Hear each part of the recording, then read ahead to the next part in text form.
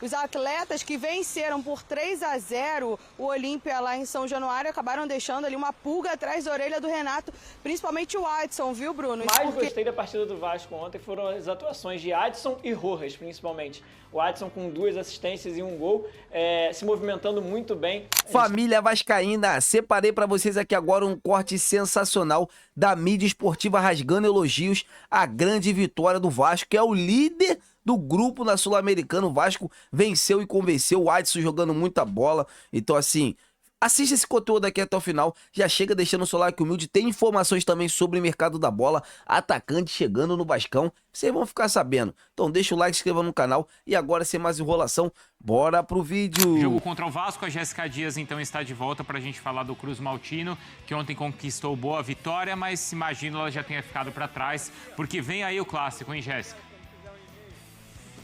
Exatamente, domingo aqui no Maracanã, clássico contra a equipe do Flamengo, e os jogadores ontem, né, que iniciaram a partida, vale lembrar, o Vasco foi a campo com o time praticamente todo reserva, só o Léo Jardim ali de titular. Os atletas que venceram por 3-0 o Olímpia lá em São Januário acabaram deixando ali uma pulga atrás da orelha do Renato, principalmente o Adson, viu, Bruno? Isso porque ele foi autor de um dos gols da vitória e participou dos outros 2 com assistências. O atleta que não balançava as redes desde agosto de 2024. Passou por alguns momentos no clube, né, situação de lesão, mas acaba dando a volta por cima e ontem, né, na verdade, foi titular pela primeira vez nessa temporada de 2026. Algumas questões de ordem médica que vão ser ali cruciais hoje para definir a situação do clássico. Isso porque ontem o Thiago Mendes não foi relacionado, né, está se recuperando de um corte na perna na derrota para a equipe do Corinthians por 1-0, ele sofreu uma entrada do André ali, então está se recuperando desse problema. O Cuiabano também com um problema na coxa não foi relacionado, e além disso o Andrés Gomes sofreu um tostão também no último jogo e não foi para a partida de ontem. Aí, se esses 3 conseguirem treinar bem, voltam para a relação. E tem a situação do Tietê, né, que ainda também no aquecimento sentiu ali uma indisposição, foi substituído pelo garoto Ramon Rick, e que começou a partida e foi muito bem, tá? Ele inclusive fez 2 jogos em 24 horas, isso porque na noite anterior à partida de ontem, ele jogou com o Sub-20, um clássico contra o Botafogo, e ontem também apareceu mais uma vez e é uma opção aí para o clássico. Então o Vasco está treinando, se preparando depois dessa vitória de assumir também a liderança do grupo na Comebol Sul-Americana, focando novamente no Campeonato Brasileiro e nesse clássico contra a equipe do Flamengo. Bruno. O que mais te encantou nessa partida, taticamente aí falando, e o que menos te encantou? O que eu mais gostei da partida do Vasco ontem foram as atuações de Adson e Rojas, principalmente. O Adson com 2 assistências e 1 gol, se movimentando muito bem. A gente até comentou aqui na provável escalação ontem que havia dúvida de Marino e Adson. Eu falei aqui que era mais justo que o Adson tomasse essa posição para já ganhar minutagem. Até acho que ele jogou mais tempo do que devia, ele podia ter saído um pouquinho antes, mas assim, jogou muita bola, fez o seu gol, que estava 2 anos sem fazer um gol. E isso para a cabeça de um atleta de alto rendimento muda tudo. Então assim, foram 2 anos que ele passou aí se lesionando, indo e voltando, não conseguindo ter sequência, e a lesão atrapalhou muito a vida e a carreira dele. Então ele se emociona ontem quando faz o gol, em mais uma partida muito boa dele, que mudou assim. Se a gente vinha falando que o Vasco com o Andrés Gomes, com o time titular, vinha um time capenga, né, atacando muito pelo lado esquerdo, ontem sem Andrés Gomes, sem Thiago Mendes, o Vasco, e sem Cuiabano também, o Vasco atacou muito mais pelo lado direito. A grande virtude do Vasco na partida de ontem foi justamente o lado direito, com Adson e Puma Rodrigues, que também vem pedindo passagem nesse time do Vasco há muito tempo, é o artilheiro da temporada, faz um belíssimo gol de esquerda. É bom lembrar aqui que o Puma joga tanto pela direita quanto pela esquerda, usa muito bem as 2 pernas, e essa dupla ali pela direita funcionou muito bem. E é algo para já se ligar um alerta no Vasco de que esses 2 podem vir a tomar a posição de titular para jogar pelo lado direito do Vasco. O Vasco tendo no time titular Andrés Gomes e Cuiabano pelo lado esquerdo, e Puma Rodrigues com o Adson pelo lado direito, o Vasco deixa de ser um time capenga, consegue ter mais alternativas. Eu acho que isso é o mais importante que o Vasco tira do jogo de ontem. Além da vitória e da liderança no grupo da Sul-Americana, o Vasco arrumou alternativas ao seu jogo.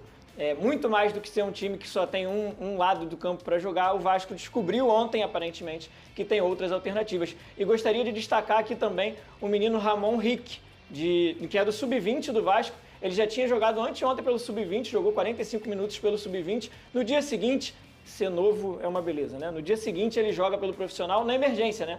O Tietê sentiu uma indisposição durante o aquecimento, ele é sacado do time, entra o Ramon Rick, o garoto novíssimo, assim, bom e muito novo.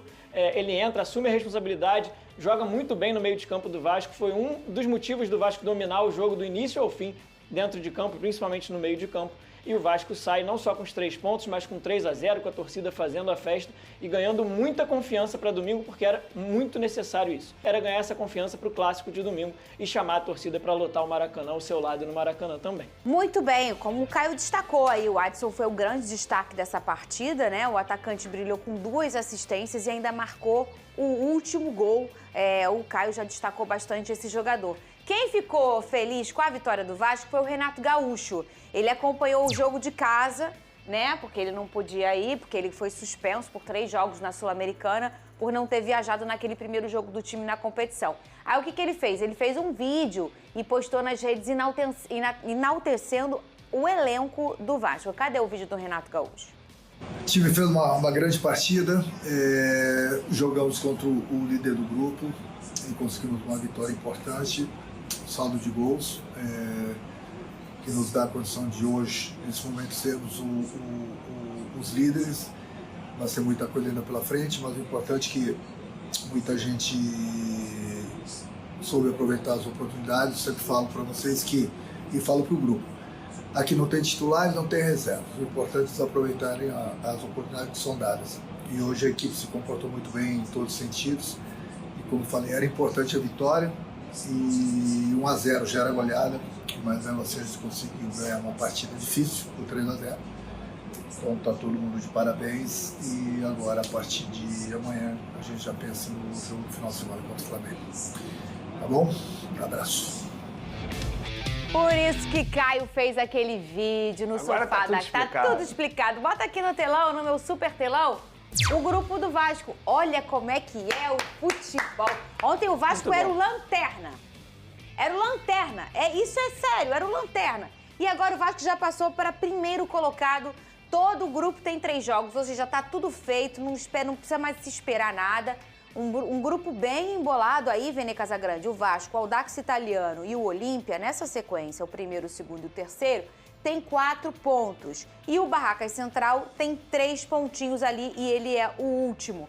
O saldo de gols, e por isso que o Vasco está em primeiro, do Vasco é o melhor, com 2. Marcar ontem 3 gols em São Januário foi fundamental, obviamente, para o Vasco estar aqui em primeiro lugar, né? Exatamente. E agora o Vasco está no lugar que deve estar na Copa Isso. Sul-Americana. Embora seja a terceira competição ali no critério de dar prioridade na temporada, mas o Vasco da Gama, nesse grupo G da Copa Sul-Americana, eu não vou dizer obrigação, porque obrigação é uma palavra muito forte, mas eu acho que o Vasco deveria estar sim brigando na parte de cima. E ontem, como eu comentei aqui, estar na lanterna para mim era uma vergonha, porque a instituição Vasco Sim. da Gama é enorme.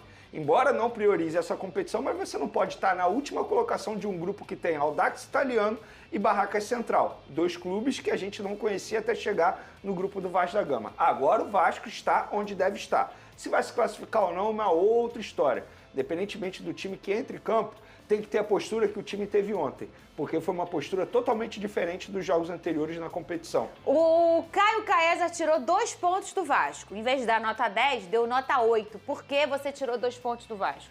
Porque depois que o Vasco fez 3-0, ele relaxou muito na partida e a dupla de zaga protagonizou algumas cenas preocupantes, assim, alguns vacilos, algumas desligadas assim no jogo, que contra um time mais forte podiam render ali um gol que colocasse o adversário na partida mais uma vez. E nós, vascaínos, já vimos várias vezes o Vasco cometer erros que comprometem resultados da partida. Então, por exemplo, se o Vasco comete alguns erros que cometeu ontem contra o Flamengo no domingo, provavelmente o Flamengo não vai desperdiçar a chance.